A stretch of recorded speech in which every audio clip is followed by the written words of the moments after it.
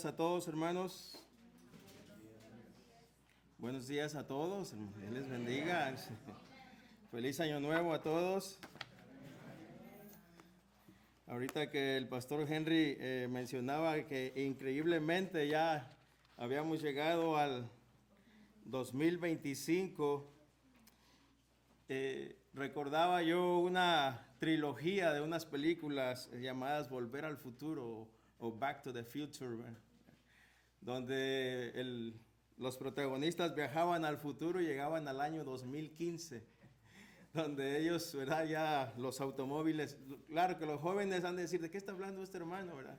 Estoy hablando de una película muy popular en los años 80, los carros volaban, etcétera, ¿verdad? Infinidad de cosas, pero increíblemente estamos ya 10 años adelante de lo que esta película nos pronosticó y pues gracias a Dios hemos llegado al 2025, hermanos. Estamos en el siglo XXI, en el año 2025.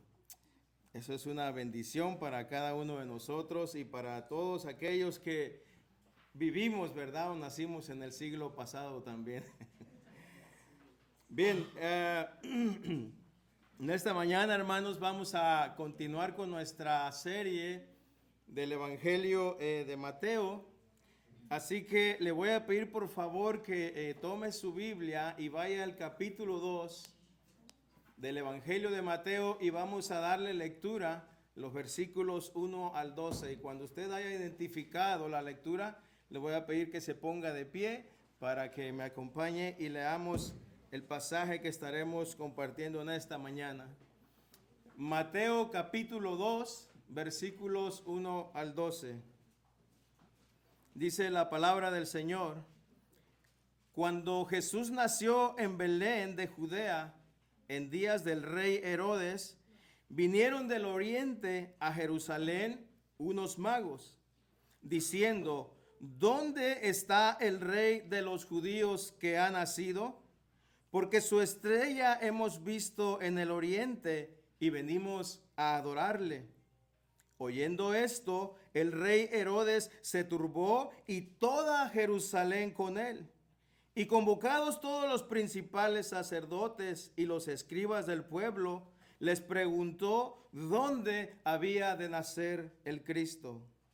Ellos le dijeron: en Belén de Judea, porque así está escrito por el profeta: y tú, Belén, de la tierra de Judá, no eres la más pequeña entre los príncipes de Judá, porque de ti saldrá un guiador que apacentará a mi pueblo Israel. Entonces Herodes, llamando en secreto a los magos, indagó de ellos diligentemente el tiempo de la aparición de la estrella, y enviándolos a Belén, dijo: id allá y averiguad con diligencia acerca del niño, y cuando le halléis, hacédmelo saber, para que yo también vaya y le adore. Ellos, habiendo oído al rey, se fueron, y he aquí la estrella que habían visto en el oriente iba delante de ellos, hasta que llegando se detuvo sobre donde estaba el niño. Y al ver la estrella, se regocijaron con muy grande gozo, y al entrar en la casa vieron al niño con su madre María, y postrándose lo adoraron, y abriendo sus tesoros le ofrecieron presentes: oro, incienso y mirra. Pero siendo avisados por revelación en sueños que no volviesen a Herodes, regresaron a su tierra por otro camino. Oremos. Padre, en esta mañana estamos delante de ti, Señor, porque hoy es el día que tu iglesia se reúne para alabarte, Señor, para honrarte, para escuchar tu palabra, Señor. Te pedimos, oh Dios, que tu Santo Espíritu hoy en esta mañana redarguya, Señor, a nuestras vidas, abra nuestras mentes, Señor. Primeramente, Señor, a mí como expositor de tu palabra, y que pueda, Señor, ser de bendición para tu pueblo a través de lo que estaremos hablando en esta mañana, Señor. Te damos la gloria, Padre, y recibe la honra en el nombre de Cristo Jesús. Amén. Amén. Puede sentarse, hermano.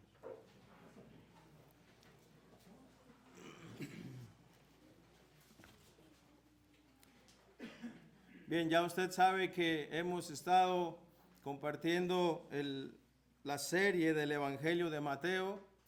Y el pastor Henry nos estuvo exponiendo el capítulo 1 el año pasado. Y hoy vamos a dar inicio al capítulo 2 del mismo Evangelio de Mateo.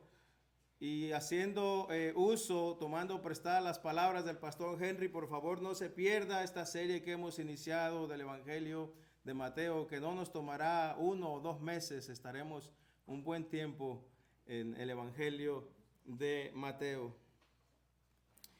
Curiosamente hoy es 5 de enero y mañana es 6 de enero, ¿verdad?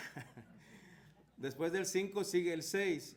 Y el 6 de enero yo no sé, pero en México es un día muy popular. En México nosotros tenemos una tradición y costumbre que mañana es el famoso Día de los Reyes Magos. Yo no sé si ya usted fue y compró su rosca y partió chocolate, pero curiosamente coincidimos, ¿verdad?, con este pasaje de Mateo donde se nos narra la historia precisamente acerca de estos magos, que estaremos viendo si en verdad eran reyes o qué es lo que eran en esta mañana. Ya usted sabe que el evangelista Mateo, lo que él ha estado haciendo en su evangelio, a partir del capítulo 1, y cuando nos habla de la genealogía de nuestro Señor Jesucristo, es que él está mostrando o presentando la veracidad de que Jesús de Nazaret es el Mesías tan esperado por parte del pueblo judío y que fue anunciado, ¿verdad?, anticipadamente prácticamente en todo el Antiguo Testamento. El Evangelio de Mateo, usted lo sabe y se nos ha mencionado que fue escrito y dirigido para una audiencia judía. Específicamente fue escrito y dirigido para una audiencia judía. Por lo tanto, Mateo, cuando escribe su evangelio, él está dando por sentado que lo que él está describiendo, ¿verdad?, en su evangelio, tiene que ser algo con lo que sus lectores están familiarizados. Así que, por lo tanto, él da por sentado una vez más que conocen y entienden sobre lo que Mateo está hablando en su evangelio. Es como si yo les preguntara, como dice el Evangelio de Juan, capítulo 3, versículo 16.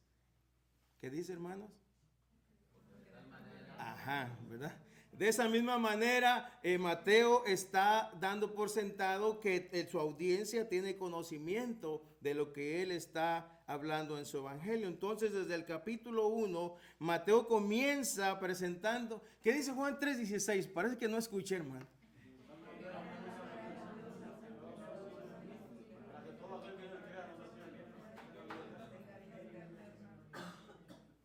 Amén, ¿verdad? Sí.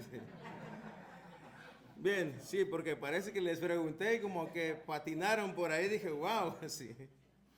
Recuerdo una vez, una anécdota así rapidito, yo fui y pedí trabajo allá en California en una ocasión y resulta que la persona era cristiana y al yo darme cuenta que era cristiana le dije, yo también soy cristiano.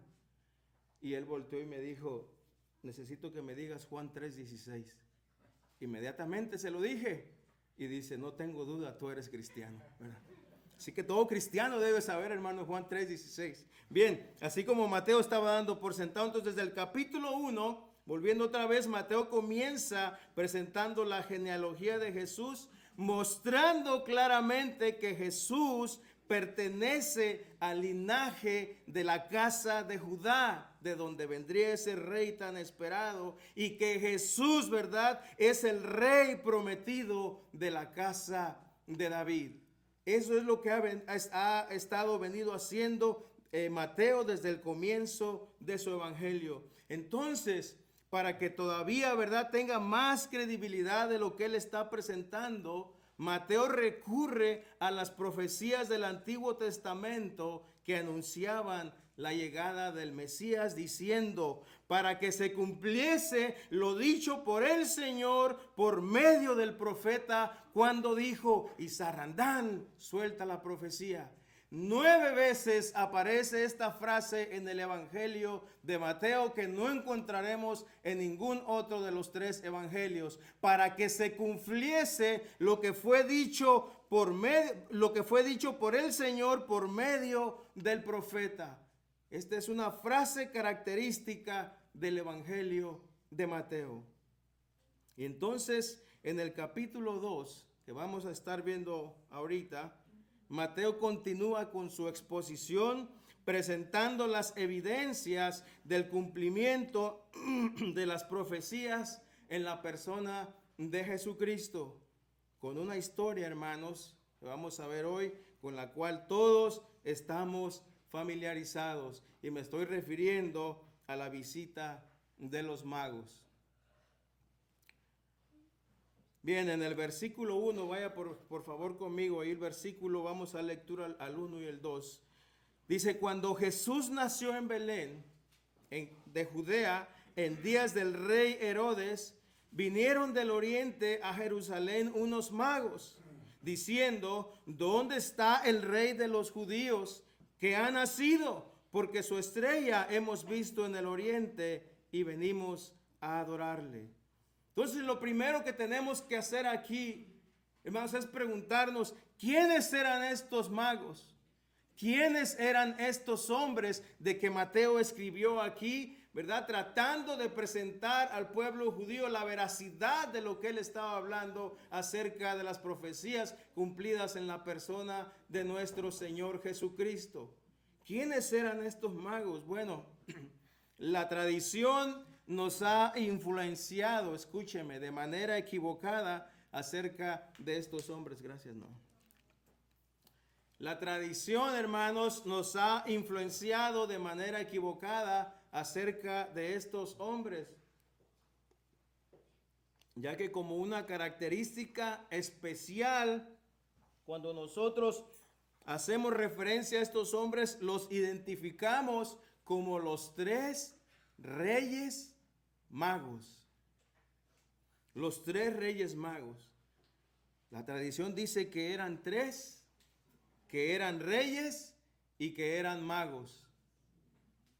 Pues déjeme decirle algo, hermanos. En primer lugar, cuando investigamos al respecto, cuando nos damos a la tarea de investigar acerca de estos personajes, a través de la historia, a través de los estudiosos y eruditos, nos podemos dar cuenta, hermanos, de que en realidad no hay información alguna que nos diga de que se tratara específicamente de 3 personas, de 3 reyes, de 3 magos. Ese es el primero. En segundo lugar, en nuestro contexto, cuando escuchamos la palabra mago, inmediatamente asociamos la palabra con personas que se dedican a hacer trucos de magia, ¿verdad? Por ahí viene el mago. Hombres que aparecen y desaparecen cosas e incluso ellos mismos se desaparecen. Esa es la palabra mago que nosotros asociamos hoy en nuestro contexto. Pero ese no es el tipo de mago al que Mateo está haciendo referencias. La palabra en el original o en el griego es la palabra magoi, o en el singular magos, de donde viene también la palabra latín que es magi o magus en el singular, y en las palabras o en las traducciones en castellano o en español nosotros encontramos la palabra como magos. Y dice la historia que cuando apareció por primera vez la palabra mago fue en los escritos de Heródoto, y esta palabra o esa característica se refería y hacía referencia a una tribu de los medos y de los persas, según el comentarista Hendrickson. Entonces estas personas que tenían un conocimiento amplio, eso es lo que eran estas personas, hombres sabios, tenían un conocimiento amplio en agricultura, matemáticas, en historia, en cosas ocultas. Además, eran expertos en la astronomía y la astrología. Y debido a la habilidad de esta tribu, que derivó en el estudio de las estrellas, el nombre magi o magus comenzó a aplicarse más generalmente a toda la casta sacerdotal de los medos y de los persas. Su influencia religiosa y política de estos magos creció tanto hasta que llegaron a convertirse en el grupo más prominente y poderoso de asesores, escuche, en el imperio medo-persa y posteriormente en Babilonia. ¿Recuerdan a quién pusieron como jefe de los magos u hombres sabios en Babilonia? A Daniel. A Daniel. Ese es el segundo lugar. Y en tercer lugar, hermanos, acerca de estos reyes magos, con la información que tenemos y que se nos ha informado del oficio y la posición de estos hombres, podemos concluir también que no se trataba de reyes. Entonces, por lo tanto, ni eran tres, y ni eran reyes, y ni eran magos. Así que lamento mucho decepcionarles, hermanos, o arruinar su infancia si usted cree todavía en los reyes magos. Pero no se trataba de los reyes magos. Bien, entonces otra pregunta que surge. ¿Cómo supieron estos magos que esa estrella especial significaba que el Mesías había nacido? ¿Cómo lo supieron? Bueno, existen algunas teorías que nos dicen que estos hombres sabios tenían conocimiento del Mesías esperado por los judíos. De alguna manera fueron influenciados por Daniel, ya que Daniel había sido puesto como jefe de los sabios en Babilonia. Y otra de las teorías nos dice que debido a la dispersión del pueblo judío durante el exilio, estos hombres sabios fueron expuestos a la fe del pueblo judío y entonces llegaron a tener el conocimiento del Dios verdadero. Por lo tanto, en ellos se creó una esperanza que descansaba en la espera del rey Mesías. Hermanos, esos hombres vieron la estrella que anunció el nacimiento del rey. Esos hombres vieron la estrella. ¿Y qué era esa estrella? Bueno, algunos señalan que se trataba de Júpiter, otros que era la conjunción entre Júpiter y Saturno, otros dicen que se trataba de un cometa, pero hermanos, la verdad es que francamente es algo difícil de llegar a concluir, ya que no tenemos más información al respecto.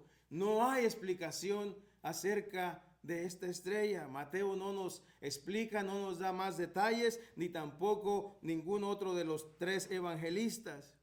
El pastor MacArthur, en su comentario, él dice que puesto que la Biblia ni explica la estrella, no identifica ni explica la estrella, no podemos ser dogmáticos. O sea, no podemos, ¿verdad?, llegar a decir, bueno, la estrella significa esto, la estrella significa aquello, la estrella era esto, etcétera. Pero sin embargo, dice el pastor MacArthur, dice, pero pudo haberse tratado de la gloria del Señor. Esa luz que alumbró, ¿verdad? Esa estrella que apareció allá en Oriente, dice MacArthur, pudo haberse tratado de la gloria del Señor. La misma gloria que brilló alrededor de los pastores cuando el ángel les anunció el nacimiento de Jesús. Y usted recuerda lo que dice Lucas capítulo 2, versículo 8 en adelante. Había pastores en la misma región. Cuando nace Jesús, dice que velaban y guardaban las vigilias de la noche sobre su rebaño. Y he aquí, se les presentó un ángel del Señor, y escuche, y la gloria del Señor los rodeó de resplandor. Y tuvieron gran miedo, pero el ángel les dijo, no teman, porque he aquí os doy nuevas de gran gozo, que será para todo el pueblo, que os ha nacido hoy en la ciudad de David un Salvador, que es Cristo el Señor. Cristo el Señor, hermanos. Por eso esa estrella, esa luz que esos hombres miraron, ¿verdad?, a cierta distancia, pudo haber ser la propia gloria del Señor que vieron esos pastores. Ahora no debemos, hermanos, olvidar que esos hombres eran expertos en astronomía. No debemos olvidar. Y ellos observaron algo diferente, ¿verdad?, en el cielo, que ellos lo llamaron la estrella, que los llevó a concluir que el tiempo se había cumplido. El tiempo se había cumplido y que el rey que establecería un reino eterno había llegado a este mundo. ¿Cómo llegaron a esa conclusión estos hombres, hermanos? Que si ellos en realidad en algún tiempo de la historia, en un momento de la historia, fueron influenciados por Daniel y el pueblo judío durante el exilio, entonces esos hombres muy probablemente tenían conocimiento de los escritos del Antiguo Testamento. Por lo tanto, lo que podemos decir es que Dios mismo se los reveló. Dios mismo se los reveló y estos hombres habían sido expuestos a la escritura y por lo tanto ellos llegaron a conocer la profecía de Balaam que fue escrita ya en el libro de los Números, que de Jacob, saldría una estrella. Escuche cómo lo dice el libro de los Números. Lo veo, pero no ahora. Lo contemplo, pero no de cerca. Una estrella saldrá de Jacob y un cetro se levantará de Israel. Hermanos, y de acuerdo con Números 24, la estrella no se trataba de un cuerpo celeste que anunciaba el nacimiento. Hermanos, de acuerdo a Números 24, la estrella era el mismo Mesías, era esa luz que guió a estos hombres. Como dice MacArthur, era la gloria de Dios. La gloria de Dios. Hermanos, al rey David se le prometió que de su casa se levantaría un rey y que su reino sería perpetuo. A Abraham se le dijo que en su simiente serían benditas todas las familias de la tierra. Hermanos, Cristo es ese rey cuyo reino es perpetuo de la casa de David. Y Cristo es la simiente en que serían benditas todas las naciones de la tierra. Por eso es que el profeta Isaías habló cuando dijo, refiriéndose a Cristo: poca cosa es que tú seas mi siervo. Isaías 49:6. Poca cosa es que tú seas mi siervo para levantar las tribus de Jacob y para restaurar a los que quedaron de Israel. Escuche, también te haré luz de las naciones para que mi salvación alcance hasta los confines de la tierra. Hermanos, Cristo es la luz que alumbra las naciones. Cristo es esa estrella o esa luz que estaba guiando a esos hombres. Estos magos, hermanos, llegaron a Jerusalén y llegaron buscando al rey de los judíos. Llegaron en busca del rey de los judíos. Y escuche, esta comitiva, esta caravana de hombres influyentes, de hombres poderosos quizás, ellos no llegaron a Jerusalén buscando al rey de los judíos para entablar una conversación diplomática o tratar cualquier otro asunto administrativo con el rey. No, hermanos, ellos llegaron buscándole para adorarle. Para adorarle. Dice el versículo 3, vaya conmigo. Oyendo esto, el rey Herodes se turbó y toda Jerusalén con él. Oyendo esto, el rey Herodes se turbó y toda Jerusalén con él. Por lo que leemos en los versículos 1 y 2, es evidente que los magos no se dirigieron, ¿verdad?, inmediatamente al palacio de Herodes. No fueron al palacio, no fueron a la zona VIP buscando, ¿verdad?, dónde había nacido el rey de los judíos. Estos magos, al entrar a la ciudad, se dirigieron a las personas comunes de Jerusalén, ¿verdad?, preguntándoles que en dónde estaba el rey de los judíos, en dónde había nacido. Hermanos, estas personas concluyeron que si el rey de los judíos había nacido, debería de ser notorio en toda la ciudad.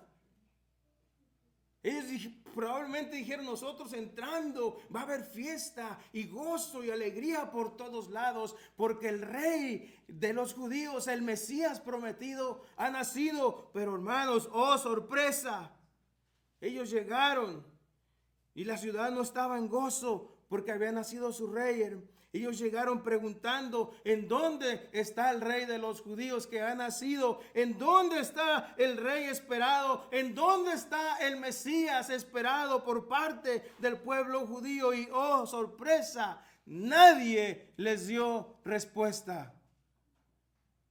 Nadie. ¿En dónde está el rey de los judíos que ha nacido? Nadie les dio una respuesta.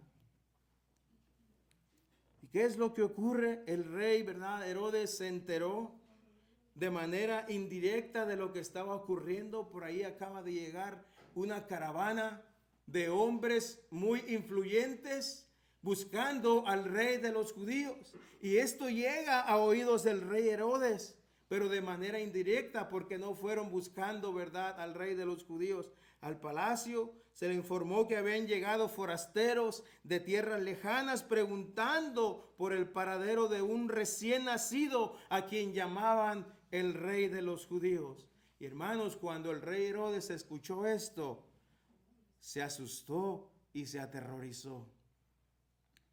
Se asustó y se aterrorizó.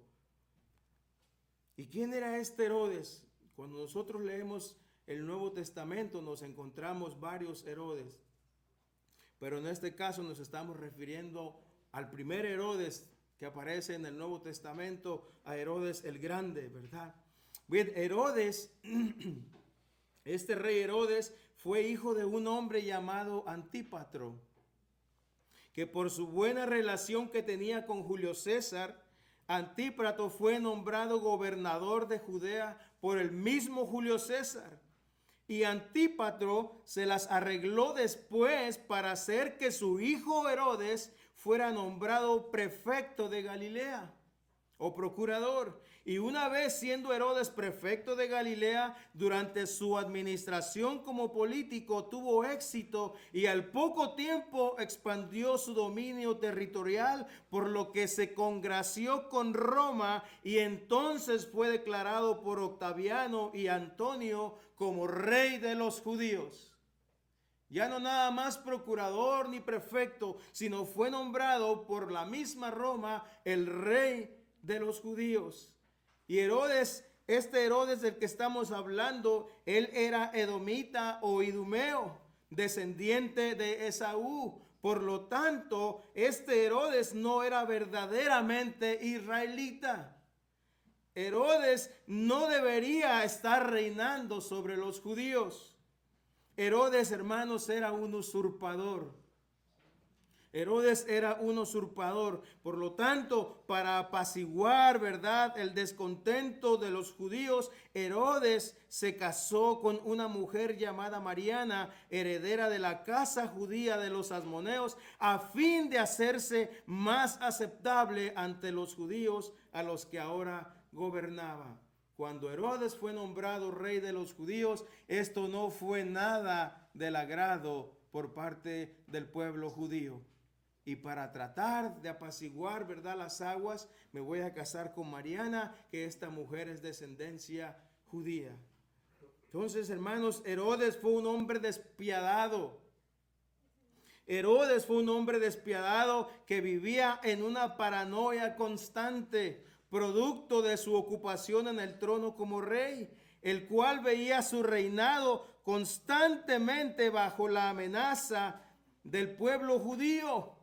Como él no era judío, él constantemente era celoso y veía su reinado bajo la amenaza por parte del pueblo judío. Era muy celoso, desconfiado y temeroso de su posición y poder. Por lo tanto, escucha, hermano, su paranoia le llevó a cometer atrocidades con tal de asegurar su trono.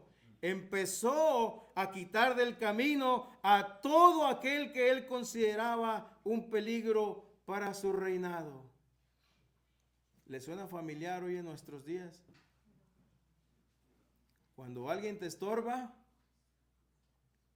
hay que quitarlo del camino. Y escuche, Herodes comenzó quitándole la vida al sacerdote Aristóbulo, quien era judío y también era su cuñado, porque era hermano de su esposa Mariana. Después Herodes fue capaz de asesinar a su propia esposa Mariana y conforme también asesinó a su suegra, y después de asesinar a su suegra fue capaz de asesinar a 2 de sus propios hijos. Y todo esto porque Herodes temía que en algún momento algún miembro de la familia intentara reemplazarlo, así que fue eliminándolos uno por uno. Y esa es la razón, hermanos, por la que dice que el rey Herodes se turbó y toda Jerusalén con él. Toda Jerusalén con él. Y Jerusalén no se turbó porque había llegado a la ciudad unas personas influyentes en busca del rey de los judíos, y probablemente se acercaba una invasión de parte de otros imperios. Esa no fue la frustración ni lo que causó temor en la ciudad, sino que toda Jerusalén se turbó porque sabían de lo demente que estaba Herodes y de las atrocidades que era capaz de hacer cuando se sentía amenazado de ser desplazado de su poder en el trono. Toda Jerusalén sabía que venía una catástrofe, y así ocurrió, hermanos. Más adelante lo estaremos viendo, cuando este rey Herodes, ¿verdad?, atemorizó a toda Jerusalén y mandó asesinar a todos los niños menores de 2 años. Dice el versículo 4, vaya conmigo ahí: y convocados todos los principales sacerdotes y los escribas del pueblo, les preguntó dónde había de nacer el Cristo. Ellos le dijeron: en Belén de Judea, porque así está escrito por el profeta. Y tú, Belén, de la tierra de Judá, no eres la más pequeña entre los príncipes de Judá, porque de ti saldrá un guiador que apacentará a mi pueblo Israel. Entonces Herodes, llamando en secreto a los magos, indagó de ellos diligentemente el tiempo de la aparición de la estrella, y enviándolos a Belén, dijo: id allá y averigüen con diligencia acerca del niño, y cuando le halléis, hacedmelo saber, para que yo también vaya y le adore. ¿Se imaginan? Aunque Herodes no era judío, él sabía y conocía las creencias y costumbres judías. Por eso inmediatamente él relacionó al rey de los judíos con el Cristo, porque él tenía conocimiento de las creencias y costumbres judías. Por eso su pregunta fue: ¿en dónde había de nacer el Cristo? Herodes, hermano, en su astucia, lo que hace es que manda llamar a los principales sacerdotes y a los escribas, muy probablemente aquellos que eran miembros del Sanedrín. ¿Cuáles eran estas personas que Herodes llamó? Pues eran los principales sacerdotes, que se trataban del sumo sacerdote y algunos otros que antes habían ocupado el cargo. Estas personas se encargaban de las actividades relacionadas con el templo, y otros tenían funciones como legisladores que tenían autoridad para arrestar y encarcelar. Y los escribas pues eran sobre todo fariseos, hombres de letras que estudiaban y enseñaban la ley de Dios. Estos eran los expertos en la religión judía y eran conocidos como los intérpretes de la ley. A estos hombres es a los que mandó llamar Herodes para cuestionarles y para indagar en dónde es que había de nacer el Cristo. Estas personas, hermanos, los sacerdotes, los principales sacerdotes y los escribas, tenían el conocimiento de lo que los magos estaban buscando. Ellos sabían, ellos tenían conocimiento. Por eso cuando Herodes los convoca y les pregunta, ellos conocían la respuesta. Ellos sabían que 700 años atrás el profeta Miqueas había escrito que el Cristo nacería en Belén. Por eso ellos respondieron a Herodes de esa manera: el Cristo nacerá en Belén de Judea, porque así está escrito por el profeta. Y mire lo que dijo Miqueas: pero tú, Belén Efrata, pequeña para estar entre las familias de Judá, de ti me saldrá el Señor, el que será Señor en Israel, y sus salidas son desde el principio, desde los días de la eternidad. Hermanos, los principales sacerdotes y los escribas, que eran intérpretes de la ley, ellos en ese momento de la historia debían o debieron haber concluido que el rey Mesías anhelado y esperado por ellos y por todo el pueblo judío en ese momento había llegado.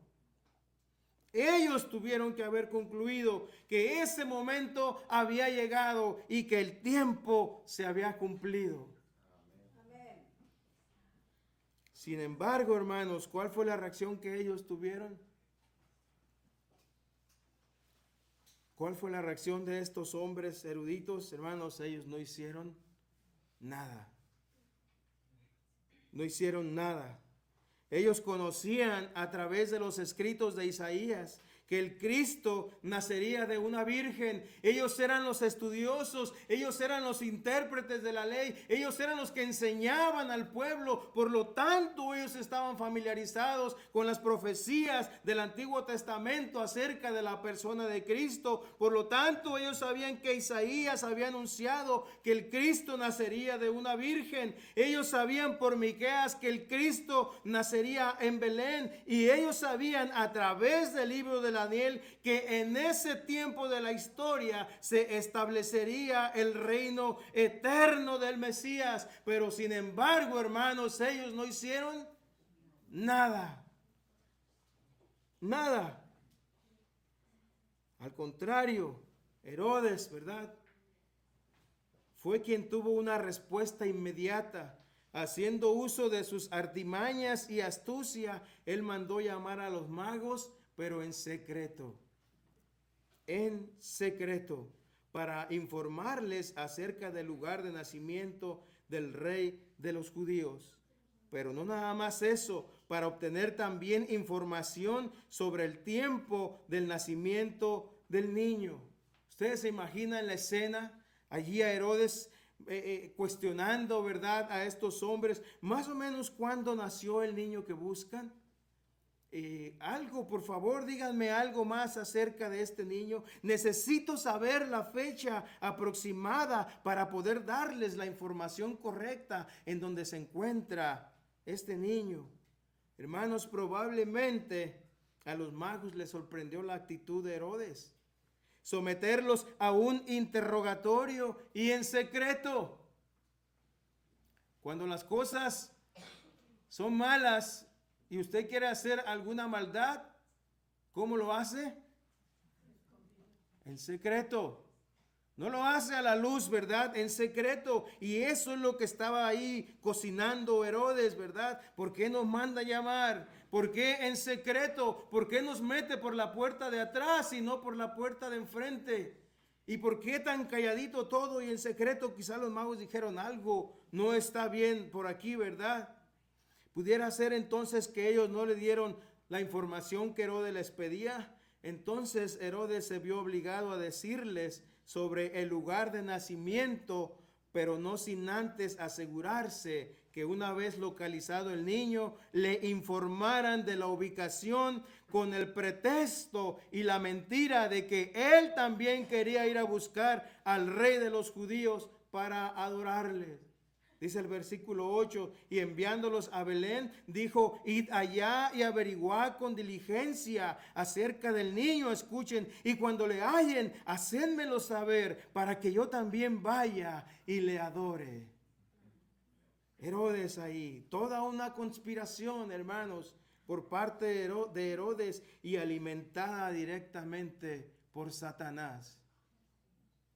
Toda una conspiración por parte de Herodes, alimentada directamente por Satanás. De la misma manera, hermanos, que la serpiente abordó y engañó a la mujer, con esa misma astucia fue que actuó el rey Herodes, con una fuente diabólica. Dice el comentarista David F. Burt: mientras Dios iba preparando la escena para la entrada de su Hijo en el mundo, también el diablo preparaba a sus protagonistas, porque fue desde el nacimiento de Cristo que el diablo empezó a inmiscuirse en el plan divino para la salvación del mundo en Cristo, con una astucia, hermanos, y con un plan diabólico, tratando de derrocar el reino de Dios. Dice en el versículo 9: ellos, habiendo oído al rey, y he aquí se fueron, y he aquí la estrella que habían visto en el oriente iba delante de ellos, hasta que llegando se detuvo sobre donde estaba el niño, y al ver la estrella se regocijaron con muy grande gozo. Y al entrar en la casa vieron al niño con su madre María, y postrándose lo adoraron, y abriendo sus tesoros le ofrecieron presentes, oro, incienso y mirra. Pero siendo avisados por revelación en sueños que no volviesen a Herodes, regresaron a su tierra por otro camino. Hermanos, estos hombres, después de escuchar la información de Herodes, se fueron a Belén, siendo guiados por la estrella. Ellos salieron de Jerusalén camino a Belén, siendo guiados por la estrella, y dice Mateo que hasta que la estrella se detuvo, ¿verdad?, indicándoles el lugar exacto en donde estaba ubicada la casa donde se encontraba el niño rey y su madre. Por fin hemos llegado. Al verlos, dice Mateo, que se llenaron de gozo. Se llenaron de gozo. Finalmente, ese largo viaje que ellos habían emprendido, ¿verdad? Algunos dicen que probablemente más de 1,600 kilómetros, pero finalmente ese largo viaje que ellos habían emprendido había llegado a su fin. Había llegado a su cometido. ¿Por qué? Porque finalmente encontraron al rey de los judíos que con tanta devoción ellos buscaban. Finalmente, un viaje largo, cansados, algunos dicen por ahí, al lomo de camello, pero ellos llegaron y encontraron al rey que con tanta devoción buscaban. Y Mateo nos dice que cuando entraron a la casa y lo miraron, inmediatamente ellos se postraron y le adoraron. ¿Usted ha sentido esa sensación cuando está en busca de alguien, no de algo, sino de alguien, y por fin lo encuentra? ¿Se imagina lo que sintieron estos hombres? Hemos llegado y al entrar, ¿verdad?, abren la puerta de la casa y ven al niño en brazos de María, hermanos. ¡Qué gozo fue para estos hombres! Hemos llegado porque inmediatamente se postraron y le adoraron. Un niño que nació en una pequeña aldea insignificante, dice la palabra. Un niño, hermanos, que no estaba en palacio de reyes, sino en una humilde choza. Un niño que en ese tiempo de la historia representaba a cualquier familia pobre o de origen humilde. Sin embargo, estos hombres influyentes y que no eran judíos, su respuesta fue que al verlo se postraron y le adoraron. Estos hombres, hermanos, que bien pudieron haber sido influenciados por las enseñanzas del profeta Daniel, ellos sabían que en ese tiempo de la historia, escuche, el Dios verdadero levantaría un reino que nunca sería destruido. Por eso es que ellos llegan buscando a ese rey, que su reino sería perpetuo, y llegan y se postran y le adoran, porque ellos pudieran haber tenido el conocimiento que ese tiempo de la historia Dios levantaría ese reino que nunca sería destruido, como dice Daniel. Y en los días de estos reyes, Daniel capítulo 2, versículo 24, haciendo referencia a Roma, en los días de estos reyes, el Dios del cielo, escuche, levantará un reino que no será jamás destruido, ni será el reino dejado a otro pueblo. Desmenuzará y consumirá a todos esos reinos, pero él, dice, permanecerá para siempre. Ese reino, hermanos, que está haciendo referencia a Daniel, es el reino de Cristo establecido desde su nacimiento, y es ese mismo reino que Daniel describe allí en el capítulo 7 y dice: miraba yo en la visión de la noche, y he aquí con las nubes del cielo venía uno como un hijo de hombre. Y ese es Cristo, hermanos, que vino hasta el anciano de días y le hicieron acercarse delante de él, y le fue dado dominio, gloria y reino, para que todos los pueblos, naciones y lenguas le sirvieran. Su dominio es dominio eterno que nunca pasará, y su reino uno que no será destruido. Ese es el reino, hermanos, que estos hombres estaban buscando. Un reino compuesto de todos los pueblos, de todas naciones y lenguas. No importa que no seas judío, hermanos. No importa que no seamos judíos, porque en Cristo ya no hay judío, ya no hay griego, ya no hay esclavo, ya no hay libre, no hay varón, no hay mujer, porque todos somos uno en Cristo Jesús, dice Pablo.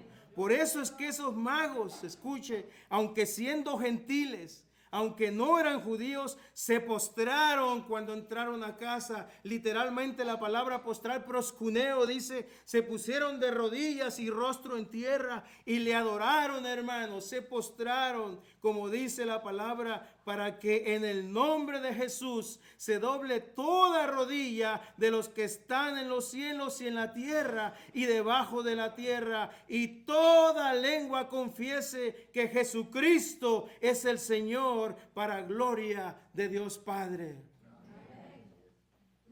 Después de que le entregaron los presentes, el oro, el incienso y la mirra, dice que siendo avisados por revelación en sueños que no volviesen a Herodes, regresaron a su tierra por otro camino. La protección del Señor, hermanos, sobre la vida del niño rey. Nada ni nadie puede interferir en los planes de Dios, hermano. Nada ni nadie puede interferir en los planes de Dios. Ni nada ni nadie podrá destruir el reino de Dios. Nada ni nadie. Hermanos, Herodes jamás recibió información de la ubicación donde estaba el niño que es el rey de los judíos. Herodes se quedó esperando. Y con esto voy a terminar. Por el relato, hermanos, que acabamos de ver, tenemos a tres tipos de personas. Por el relato que acabamos de ver, tenemos a tres tipos de personas. El primero es que así como Herodes, que buscaba destruir y hacer daño, así también hay personas que de la misma manera buscan hacer daño al pueblo de Dios y tratan de terminar con el reino de Cristo establecido. De esa misma manera. Por otro lado, están aquellos que no les importa cuando escuchan acerca del reino de Dios, y que aún sabiendo la verdad de las cosas, para ellos les es mejor hacer oídos sordos y continuar con su estilo de vida independientemente de cómo la vivan, pero alejados de Dios. Y por último, están aquellos que con devoción, así como estos hombres, y con fe buscan estar cerca y estar dentro del reino de Cristo. Y la pregunta, hermanos, la pregunta en esta mañana: ¿en dónde te encuentras tú? ¿En dónde te encuentras tú?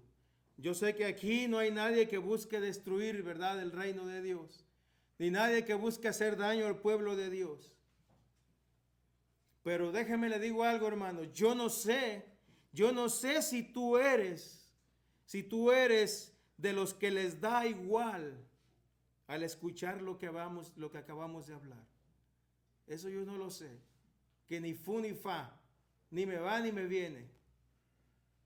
Eso yo no lo sé, hermanos. Antes, escuche, lo que anhelamos y lo que anhelo en mi corazón, hermanos, es que aquí estemos aquellos que sabemos y conocemos que nuestra única esperanza está en Cristo, en el Dios que se hizo hombre y habitó entre nosotros, en Jesús nuestro Salvador, en Emmanuel, Dios con nosotros, en Jesús, hermanos, en Jesús y solamente en Jesús, porque en ningún otro hay salvación, porque no hay otro nombre bajo el cielo dado a los hombres en que podamos ser solamente salvos. En Jesús y solamente en Jesús.